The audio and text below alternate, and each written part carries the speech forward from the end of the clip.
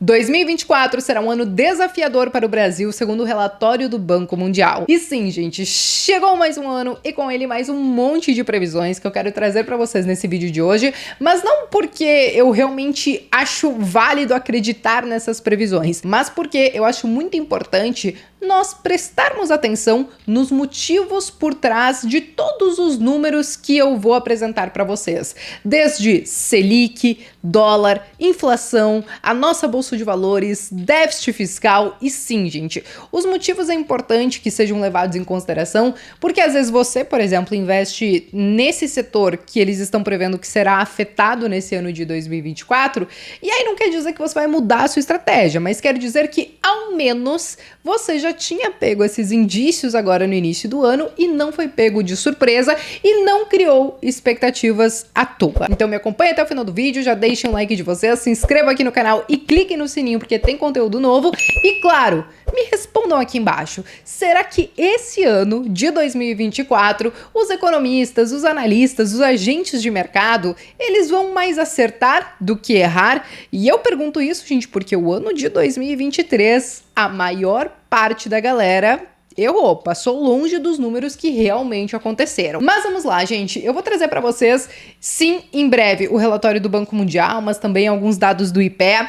mas eu quero começar com um dos relatórios que mais mudam ao longo do ano, e não é para menos, que é o Boletim Focus, tá? E por que ele muda muito, né, gente? Porque ele sai toda semana, então ele olha o que os agentes do mercado estão analisando com as cartas que nós temos hoje na mesa, pegam uma média das previsões que estão sendo feitas e jogam nesse relatório. Então, se daqui 3 semanas estourar algum conflito em algum canto do mundo, com certeza esses números que estão sendo apresentados hoje, eles vão ter uma direção diferente. Mas vamos entender o que a galera tá olhando nesse início de ano. Então, basicamente, o que eles estão dizendo pra gente é que nós devemos ter um IPCA na casa de 3,9%, ou seja, abaixo do teto da meta, devemos ter um PIB crescendo 1,6%, um câmbio na casa de R$5, Selic saindo de 11,75% para 9%, devemos ter um IGPM na casa dos 4% e sim, devemos ter um déficit fiscal de 0,80% em relação ao nosso PIB, ou seja, aquela meta de déficit zero, o mercado ele realmente não está acreditando que isso vai acontecer. Agora, um ponto que é importante ressaltar, gente, desse Boletim Focus é porque sim, ele está divergindo, por exemplo, do que o Banco Mundial está vendo e do que o próprio governo está anunciando, principalmente quando a gente fala do crescimento do PIB em 2024. O Banco Mundial ele está dizendo que o Brasil ele vai crescer menos de 1,5%, enquanto o mercado está dizendo que a gente deve crescer na casa de 1,6%, e o governo já disse o seguinte, ó, todos esses agentes do mercado, eles vão errar, porque nós vamos crescer mais de 2,2% em 2024. Enfim, quem viver, verá. Final do ano talvez a gente volte aqui para saber quem acertou aí nas suas previsões, mas agora vamos tentar entender o porquê que o Banco Mundial está prevendo um Brasil mais desafiador em 2024, um crescimento menor, inclusive, do que o próprio mercado está achando. E bom, basicamente, gente, eles falam sobre a questão das commodities, tanto quando a gente fala das commodities de metais como das commodities agrícolas. E nessa imagem aqui, eles mostram como nós crescemos muito ali em 2021 e 2022, mas que de lá para cá, as commodities elas vêm cedendo e que, como eles estão prevendo uma desaceleração global em 2024, então essas commodities elas tendem a cair ainda mais. E nós sabemos, né, gente, que o Brasil, quando nós temos ciclos de commodities para cima, nós conseguimos ir muito bem, mas a partir do momento que essas commodities começam a desacelerar, é claro que isso pode acabar refletindo aqui, porque as empresas no geral elas podem performar menos e é óbvio que isso tem um impacto na nossa economia. O ponto é, ainda que tenha essa desaceleração nessas commodities, não é nada brutal. É algo que vai acontecer aos poucos, ao ponto de que, ainda que isso aconteça, a gente consiga ver um crescimento em 2024. Agora, outro relatório que eu estava dando uma olhada é justamente no do IPEA.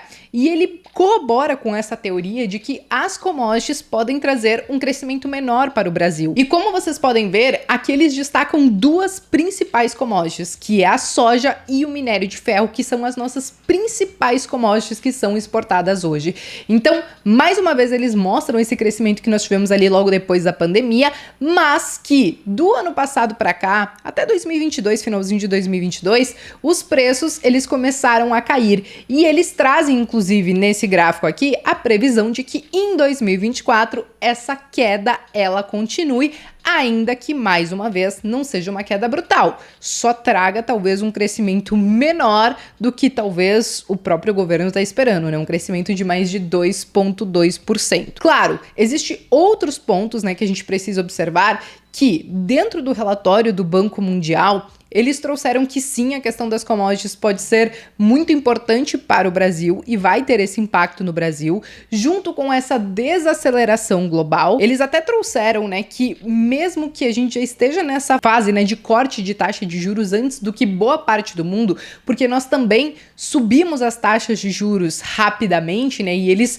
falaram sobre esse trabalho importante do nosso Banco Central. Então eles falaram o seguinte, que mesmo que a gente tenha esse corte na taxa de juros e que sim, isso pode trazer um pequeno alívio para alguns setores, como o setor de varejo ou, enfim, a parte do consumo, essas questões das commodities têm um peso muito importante para o Brasil e por isso a gente deve crescer menos. Um outro ponto que eles ressaltaram, que sim, nós devemos ficar atentos, é a questão do arcabouço fiscal. Então eles trouxeram que mais do que mudar a metodologia que nós tínhamos com o teto de gastos e trocar para o arcabouço fiscal, nós temos que mostrar que ele realmente funciona, porque senão vai ser algo meio que como trocar 6 por meia dúzia. E aí eles trazem nesse relatório a importância do Brasil se preocupar com essa questão do déficit fiscal e também entender como seria possível equilibrar essa balança cortando algumas despesas, mas sem deixar de fazer alguns investimentos, porque senão,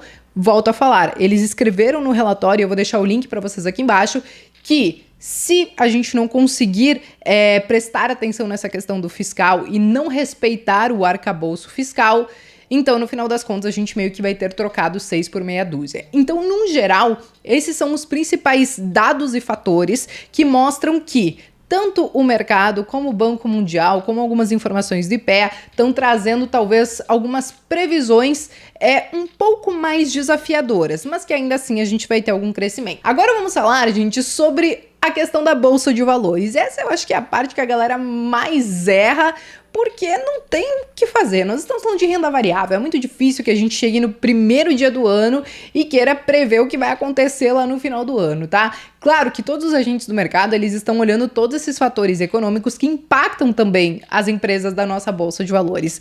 Mas ainda assim, existe tanta coisa que pode acontecer nesse curto prazo, e um ano é curto prazo, que é muito difícil realmente acertar esse dado. Mas o que nós tivemos de previsões, então, são basicamente essas que vocês estão vendo na tela. Então nós temos desde gente dizendo que a gente vai ficar muito próximo do 0 a 0, até gente dizendo que a gente vai crescer 20%. Mas a média de todas essas previsões é que a gente deve ver um ganho aí na casa de 10% até o final de 2024. Não sabemos se vai acontecer, mas como eu falei pra vocês, talvez no final do ano a gente traga um vídeo aqui pra trazer talvez quem mais acertou nas suas previsões. Mas e vocês, gente? O que vocês acham que vai acontecer no ano de 2024? Como eu falei pra vocês, essas previsões, elas não devem mudar a nossa estratégia, não devem mudar as nossas decisões ali de investimentos, mas sim muito mais nos preparar para caso alguma coisa que já estava dando algum indício, ela efetivamente aconteça. Mas escreva aqui